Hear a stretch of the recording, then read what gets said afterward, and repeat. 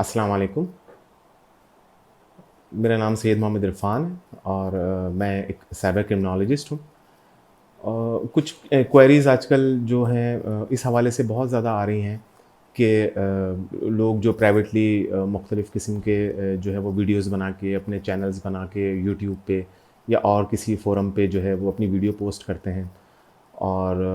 काफ़ी ज़्यादा जो है उनके फॉलोअर्स हो जाते हैं, लाइक्स मिल जाते हैं। फिर उसके बाद एक अर्निंग का सिलसिला जो है वो शुरू हो जाता है। और इसी तरह से हम देख रहे हैं कि बहुत सारे हमारे टीवी एंकर्स, हमारे जो एक्टर्स, एक्ट्रेसेस हैं या शोबिज़ के और मुख्तलिफ़ जो हैं लोग, ब्लॉगर्स हैं हमारे पास और आप समझ लें कि जो अपनी फ़ील्ड के कुछ एक्सपर्ट्स हैं, बहुत सारे लोगों ने जो है वो अपने यूट्यूब चैनल्स बनाए हुए हैं। लेकिन इसके साथ-साथ जो है वो ये भी इशू बढ़ता जा रहा है कि उनके जो अकाउंट्स हैं वो हैक हो जाते हैं और उसके बाद जो है उसमें अकाउंट के ज़रिए जो है मुख्तलिफ़ किस्म की इलिसिट किस्म की जो है वो स्ट्रीमिंग स्टार्ट हो जाती है या जो उनके अकाउंट से कुछ इस तरह के जो है वो मटेरियल शेयर कर दिए जाते हैं जिसकी वजह से वो चैनल्स बैन हो जाते हैं। तो उसके हवाले से थोड़ा-सा हम बात करेंगे। एक तो सबसे इम्पॉर्टेंट चीज़ ये है कि हम सब जो भी इस तरह के जो है वो आप समझ लें कि एक्टिविटीज़ में इन्वॉल्व हैं, वो एक एक बात को तो बहुत अच्छी तरह से अपने ज़हन में बिठा लें कि ये यूट्यूब हो गया, फ़ेसबुक हो गया या और दूसरे सोशल मीडिया जो फ़ोरम्स हैं, उसको हम ओन नहीं करते। मीन्स के ना पर्सनली हम ओन करते हैं, ना ही हमारा कंट्री उसको जो है वो ओन करता है। ये प्राइवेट ऑर्गनाइज़ेशंस हैं, जो बाहर के मुख्तलिफ़ मुल्कों से ऑपरेट कर रही हैं। हम इन पे अपना मटीरियल जो है वो अपलोड करते हैं और मुख्तलिफ़ टर्म्स एंड कंडीशंस के तहत जो है वो हम जो है वो मॉनेटरी गेन भी हासिल करते हैं। तो हमारे जो ब्लॉगर्स हैं, यूट्यूबर्स हैं या सोशल मीडिया एक्सपर्ट्स हैं, चाहे एंकर्स हैं, तो वो चूँकि प्राइवेटली इस काम को कर रहे हैं, किसी ऑर्गेनाइज़ेशन के तहत नहीं करते, तो जो साइबर वर्ल्ड जो है डेफ़िनेटली इसके साथ जो साइबर क्राइम्स का इमरजेंस है, वो भी बहुत ज़्यादा है। तो कुछ चीज़ें हैं जिनको अगर ध्यान में रखेंगे और उन पे जो है वो सख्ती से अमल करेंगे तो इंशाल्लाह उम्मीद यही है कि उनके साथ हैक्स के या हैकिंग के या और दूसरे किसी किस्म के जो इश्यूज़ हैं, वो कम से कम हों। तो सबसे पहली चीज़ जो इसमें करने वाली है वो ये है कि आप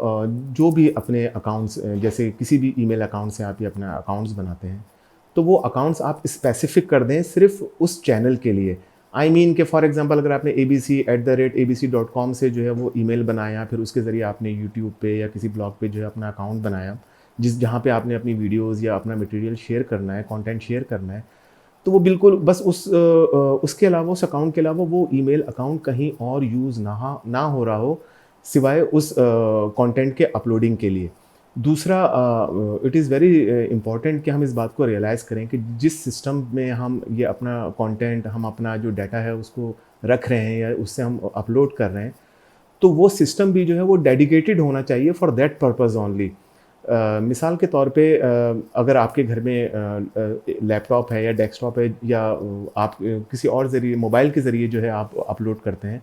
तो आप इस बात को एंश्योर करें कि फिर उस सिस्टम से आप कोई और एक्टिविटी नहीं करेंगे। मिसाल के तौर पे ना आप उससे कोई सर्फिंग करेंगे, ना आप दूसरा किसी सोशल मीडिया अकाउंट को वहाँ से एक्सेस करेंगे। इवन आप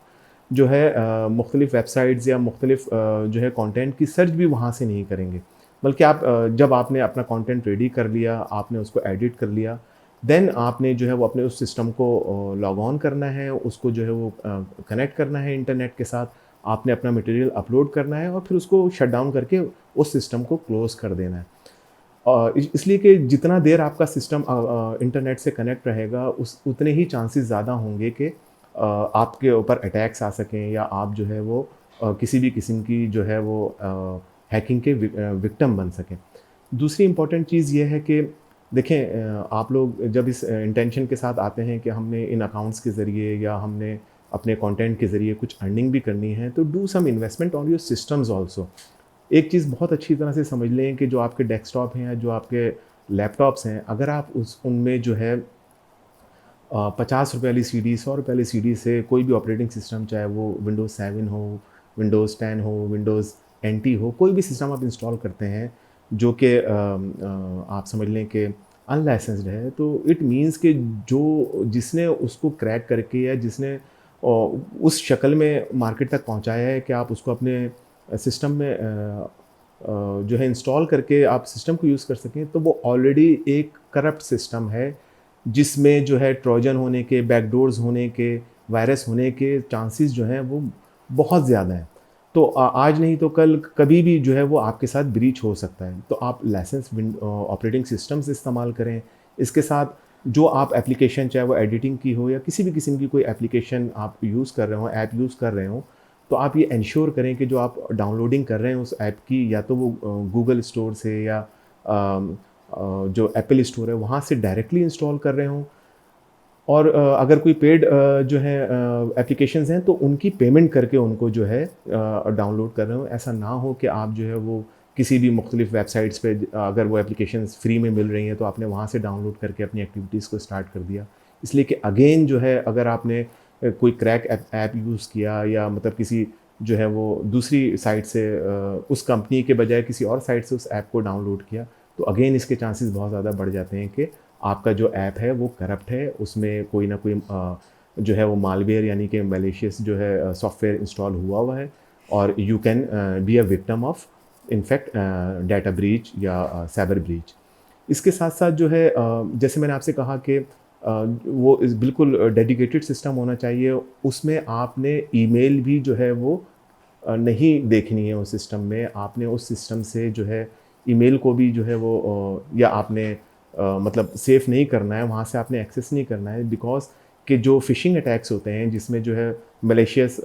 सॉफ्टवेयर के साथ जो है वो ईमेल्स भेजे जाते हैं, चाहे वो किसी कंपनी की तरफ से हो, चाहे वो फंडिंग का आपको कह रहे हो या आपको कहें कि हम आपको स्पॉन्सर करेंगे या हमें आपकी वीडियोज़ बहुत अच्छी लगी हैं तो आप हमसे कॉन्टैक्ट करें। फिर उन्होंने लिंक दिया हुआ होता है या कोई भी मतलब आप समझ लें कि फ़ाइल उसके साथ भेजी होती है कि आप इसको डाउनलोड कर लें या उस लिंक पे जाके अपनी इन्फॉर्मेशन दे दें। तो never in fact connect to that जो लिंक है उस पे, क्योंकि वो जो लिंक है वो डेफ़िनेटली आपको डायरेक्ट कर देगा उस साइबर क्रिमिनल के डाटा सेंटर पे, उसके सिस्टम पे, और जो भी आप अपनी मालूमात, चाहे वो क्रेडेंशियल्स हैं जो इम्पोर्टेंट हैं या आपका कंटेंट है वो इम्पोर्टेंट है, वो बजाय ओरिजिनल साइट पे जाने के उनकी साइट पे जाएगा और वहाँ से फिर उनके लिए आप पे अटैक करना, आपके सिस्टम पे अटैक करना बहुत आसान होगा। इसी तरह से जो आपका पासवर्ड है दैट इज़ वेरी इंपॉर्टेंट। देखें, जब आप अपने आप उस कंटेंट से आप बिज़नेस कर रहे हैं, आप अर्न कर रहे हैं, तो इट इज़ वेरी नेसेसरी कि आप पासवर्ड्स पे बहुत ज़्यादा ध्यान दें, और पासवर्ड गैसेबल नहीं होना चाहिए। आप जो अपनी इन्फॉर्मेशन इनफैक्ट दूसरे सोशल मीडिया फोरम्स पे जिसमें आपके अपने फैमिली के नाम हैं, आपके फ़ोन नंबर्स हैं, आपके जो है वो आपकी लाइकिंग्स हैं, आपके डिसलाइकिंग्स हैं, आपकी बर्थडेज़ हैं, आपके पेट नेम्स हैं, whatever you are sharing on social media account, तो ये जो है ये बहुत फ्रूटफुल इन्फॉर्मेशन होती है किसी भी हैकर के लिए, और वो जो है उन इन्फॉर्मेशन के बेसिस पे जो अपना उनका जो पासवर्ड क्रैकिंग अटैक होता है वो उसको बहुत नैरो करके जो है वो अटैक करते हैं, और बहुत ज़्यादा चांसेस होता है कि वो आपके अकाउंट्स को जो है वो पासवर्ड को क्रैक करके आपके अकाउंट्स को हैक कर सकें। तो इट इज़ वेरी इंपॉर्टेंट कि जो है आपने पासवर्ड ऐसा रखना है जो अनगेसेबल हो, और जो आपका पासवर्ड है और आपका जो पासवर्ड है वो एटलीस्ट 24 जो है वो डिजिट्स का, अल्फ़ाबेट्स का और जो है मुख्तलिफ साइंस का कम्बिनेशन होना चाहिए, नॉट लेस देन 24। इस बात को बहुत ज़्यादा ध्यान रखना है। फिर वो पासवर्ड आपने किसी सूरत में जो है वो किसी से शेयर नहीं करना, चाहे वो आपका बहुत ही कोई करीबी दोस्त है, आपका एडिटर है या आपका कंटेंट राइटर है, हूएवर